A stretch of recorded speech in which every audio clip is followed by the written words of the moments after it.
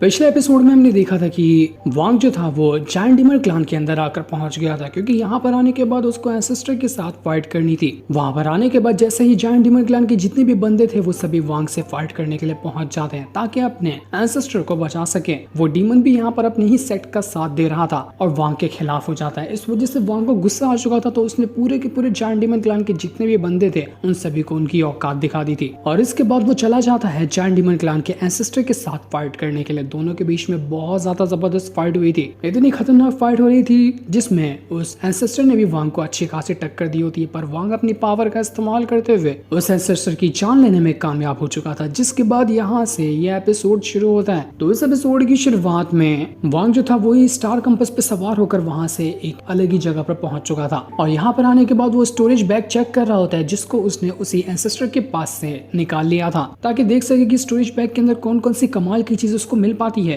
Storage bag को check करने के बाद वांग को अंदर से किसी तरह की बोतल दिखाई दी थी, तो जैसे ही वो यहाँ पर उस बोतल को खोलता है उसके अंदर किसी तरह का ड्रॉप रखा हुआ था। अच्छे से चेक करने के बाद वांग को पता चलता है कि ये तो ऐसा लग रहा है कि एंशिएंट गॉड जो है उसका ब्लड ड्रॉप है। ये इतनी ज्यादा कमाल की चीज आखिर इस एंसेस्टर के पास आई तो आई कैसे, लेकिन चलो जो भी है अच्छी चीज है। मैं इसका इस्तेमाल करते हुए मेरी जो ओरिजिनल बॉडी है उसकी पावर इंक्रीज कर सकता हूँ। कई बार कल्टीवेशन के दौरान उसको काफी ज्यादा कठिनाइयों का सामना करना पड़ता है, लेकिन ये उसके पास चला जाएगा ना तो एंशिएंट गॉड की जो कल्टीवेशन मेथड है वो उसको और अच्छे से सीख पाएगा। लेकिन आखिर उस एंसेस्टर को ये मिला तो मिला कहां से, इसका क्या कनेक्शन होता है एंशिएंट गॉड के साथ जो उसके पास उसका ब्लड ड्रॉप आ गया। तभी वांग को वहां पर किसी के हंसने की आवाज सुनाई देती है, इस चीज से वो घबरा चुका था। जिसके बाद वहां पर से एक अजीब सा रिंग बाहर निकलता है, उसी के अंदर से एक लड़की भी बाहर निकल कर आई हुई थी। ये भी उसी स्टोरेज बैग के अंदर रखी हुई थी। लड़की काफी ज्यादा सुंदर भी दिख रही होती है और उसका नाम मेजी था और उसके आते ही चारों तरफ से एकदम अजीब सा धुआं फैल चुका था जो कि पर्पल होता है, मानो कि यहाँ पर सभी को अपनी तरफ अट्रैक्ट करने की कोशिश कर रही हो। वहां पर वांग से भी एकदम प्यार से बात करने की कोशिश करती है कि सीनियर ब्रदर मेरी तरफ देखोगे नहीं। वो यहाँ पर अट्रैक्ट करते हुए वांग की तरफ ही बढ़ने की कोशिश करी थी, लेकिन वांग अपनी बॉडी के ऊपर कंट्रोल रख रहा था कि वो इसके पोजीशन के अंदर चला ना जाए। और वो वहां पर उसका गला दबाते हुए कहता है कि बस बहुत हो गया, आपने ये नाटक ना बंद करो, मैं तुम्हारे वश में आने नहीं वाला। तो मेजी यहाँ पर वांग से तड़पते हुए कहने लगती कि मुझे माफ कर दीजिए, मुझे जाने दीजिए, मेरी कोई गलती नहीं है। मैं तो अपने जमाने से अंदर स्क्रीन के अंदर कैद थी और अब आजादी मिली है तो मैं यहाँ पर खुश हो रही थी। मेरा किसी को कोई नुकसान पहुंचाने का इरादा नहीं है, तो आप मुझे छोड़ दीजिए। वांग जब यहाँ पर उस मेजी को अच्छे से चेक करने की कोशिश कर रहा था तो उसको पता चलता है कि इसके अंदर इस तरह की पावर है ना कि किसी को भी ये अपनी तरफ अट्रैक्ट कर सकती है। मतलब कि ये लड़की है तो कोई भी लड़का इसकी तरफ अट्रैक्ट होगा, ना कि कोई लड़की होगी। इसी वजह से हो सकता है कि ये वेपन की तरह इस्तेमाल करने के लिए उस एंसेस्टर ने इसको अपने पास रखा था। अगर किसी को भी यहाँ पर पोजेस कर ले तो इसके पोजीशन से बाहर निकलना बिल्कुल नामुमकिन के बराबर है। बड़ी खतरनाक चीज है ये, तो इसलिए वांग उसको दोबारा से उसी रिंग के अंदर डाल देता है जिसके अंदर से वो बाहर निकल कर आई थी और उसको उसने अपने पास ही रख लिया था। जिसके बाद वांग जो था वो वहां से उसी ओर बढ़ना शुरू कर देता है जहां पर ज़ारू रहती है, क्योंकि वांग ज़ारू से ही मिलने के लिए जा रहा था। ज़ारू जो थी वो यहाँ पर अपने बीस्ट पे सवार होकर बाकी जो बीस्ट होते हैं उन सभी के साथ खेल रही होती है ताकि वो यहाँ पर मजे कर सके। अलग अलग बीस्ट को परेशान करना तो ज़ारू का डेली का काम था, लेकिन एक बार जब वो यहाँ पर एक भालू को परेशान कर रही होती है तो भालू को यहाँ पर बहुत ज्यादा गुस्सा आ जाता है और वो पूरे गुस्से के साथ अब सीधा ज़ारू की तरफ ही बढ़ने लग गया था ताकि वो उसको मार सके। लेकिन वो उसके ऊपर हमला कर पाता कि इससे पहले ही वो जो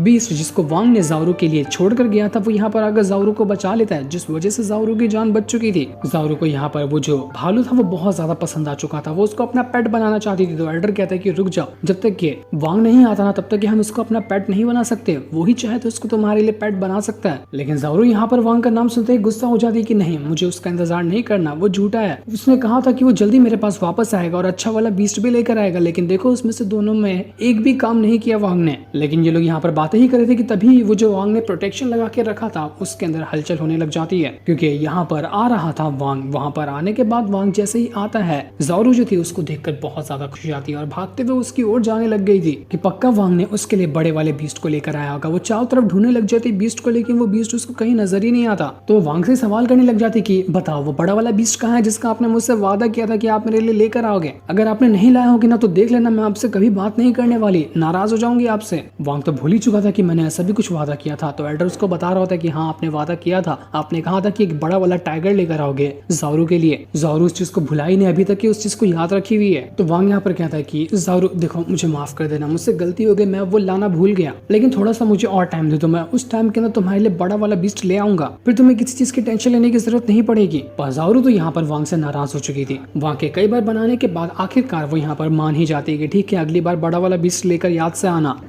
जिसके बाद वांग जो था वो यहाँ पर जारू को उसके पुराने वाले बीस्ट के साथ ही स्टार कंपास के ऊपर सवार कर देता है और वो वहां से आगे बढ़ने लग गया था ताकि इस जगह को छोड़कर दूसरी जगह जा सके। वांग कह रहा होता कि मैंने अभी युआन फेंग को मारा, जायंट डीमन क्लैन के एंसेस्टर को मारा, सारे के सारे जो सुजाकू सेट के अंदर लोग होंगे ना वो मेरे पीछे पड़े होंगे ताकि मुझे मार सके। अगर मैं जारू के साथ रहूंगा ना तो दोनों की जान को खतरा हो सकता है। मैं जारू को किसी टेंशन में नहीं देख सकता, तो जारू को यहाँ से दूर ले जाना ही बेहतर होगा। जब एक बार सारी चीजें सेटल हो जाएगी तो उसके बाद मैं जारू को रिटर्न यहाँ पर ले आऊंगा। इसलिए वांग यहाँ से दूसरी जगह जाने के लिए निकल चुका था। जिसके बाद वांग जो था वो वहां से आगे बढ़ते हुए किसी अलग ही प्लेनेट के अंदर आकर रुक जाता है। ये प्लेनेट काफी बड़ा और काफी शानदार भी लग रहा था। यहाँ पर आने के बाद जारू तो बड़ी खुश हो जाती कि अरे वाह ये जगह तो बहुत अच्छी है। वांग जैसे ही यहाँ पर आया था वो अपनी स्वॉर्ड को बाहर निकालता है और स्वॉर्ड की मदद से उसने पहाड़ के ऊपर हमला कर दिया था, जिस वजह से वो पहाड़ यहाँ पर टूटने लग जाता है। मानो कि ऐसा लग रहा था वांग यहाँ पर पहाड़ के अंदर ही काट काट कर घर बनाना चाहता है और उसके बाद वांग और जारू यहाँ पर रह पाएंगे। थोड़ी देर के अंदर वो घर यहाँ पर तैयार हो चुका था। हथौड़े वगैरह नहीं लगे लेकिन वांग की स्वॉर्ड ने ही पत्थरों को तराश कर घर तैयार कर दिया, जिसे देखकर तो जारू और बाकी लोग यहाँ पर काफी ज्यादा खुश जाते कि ये तो बहुत अच्छा घर है, हम तो यहाँ पर इसमें आराम से रह लेंगे। तो जारू बीस्ट पे सवार होकर उसी घर की तरफ बढ़ना शुरू हो गई थी। वांग यहाँ पर वो जो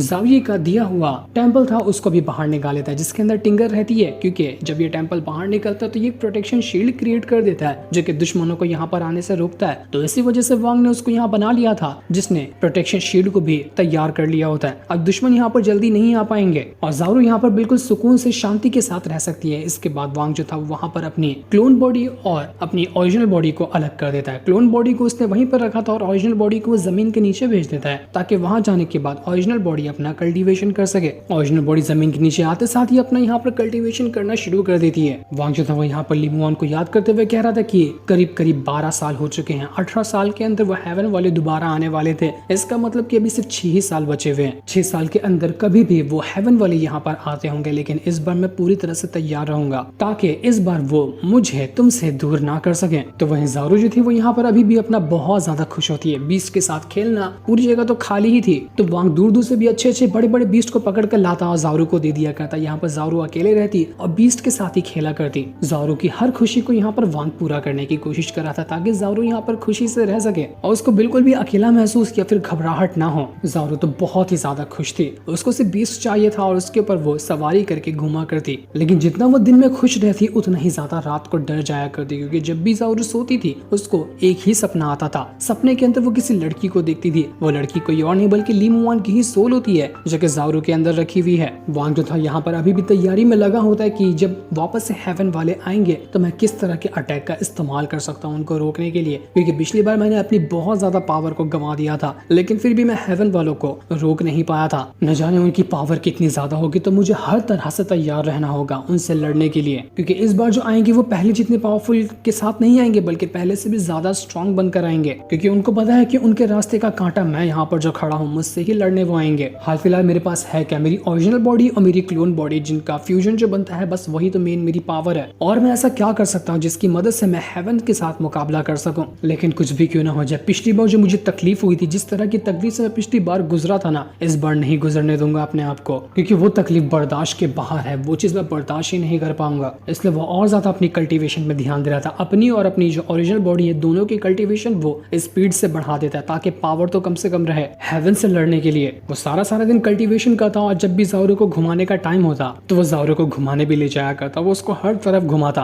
और कभी भी कुछ चोट वगैरह लगने वाली होती तो वो उसको सावधान भी कर दिया करता कि आराम से खेलो। बिल्कुल एक फादर जो रहता है वो किस तरह से अपने बच्चे का ख्याल रखता है, उसी तरह से वांग भी ख्याल रख रहा था, क्योंकि जारू है तो अभी उसकी नजर में एक छोटी सी बच्ची। देखते ही देखते समय गुजरने लग जाता है और अब यहाँ पर जारू जो थी वो 16 साल की हो चुकी थी, यानी कि सिर्फ 2 साल के अंदर हेवन वाले आ जाएंगे। यहाँ पर रहते रहते ही इतना समय गुजर गया। जैसे ही जारू 16 साल की हुई थी, हमें एक रात का सीन दिखाया जाता है जब बिजलियां कड़क रही थी और जारू अपना कमरे के अंदर सोई हुई होती है, लेकिन वो सोई कम ज्यादा थी पर टेंशन में ज्यादा नजर आ रही होती है, क्योंकि उसको एक अजीब सा सपना आ रहा था। सपने के अंदर वो किसी मिस्टीरियस जगह को देखती है जहाँ पर वो अकेली खड़ी है और उसके नीचे किसी तरह का क्रिस्टल है जिसके अंदर एक लड़की को कैद किया गया। लड़की असल में वो ली मुआन की ही सोल थी, लेकिन जारू उस सोल को नहीं पहचानती, तो वो उसको लग रहा था कि कोई अनजान लड़की है जो यहाँ पर क्रिस्टल के अंदर कैद है। वो घबरा जाती है कि किसको यहाँ यहाँ पर कैद करके रखा गया है। लेकिन तभी वहाँ पर धमाका होने लग जाता है और ज़ारू जो थी वहाँ पर पानी में गिरने लग जाती है। पानी में गिरने की वजह से क्रिस्टल फाड़ कर अंदर से ली मुआन की सोल बाहर निकल कर आती है। उसको देखकर तो ज़ारू और ज्यादा घबरा जाती है कि कौन हो तुम, मुझे बताओ तो,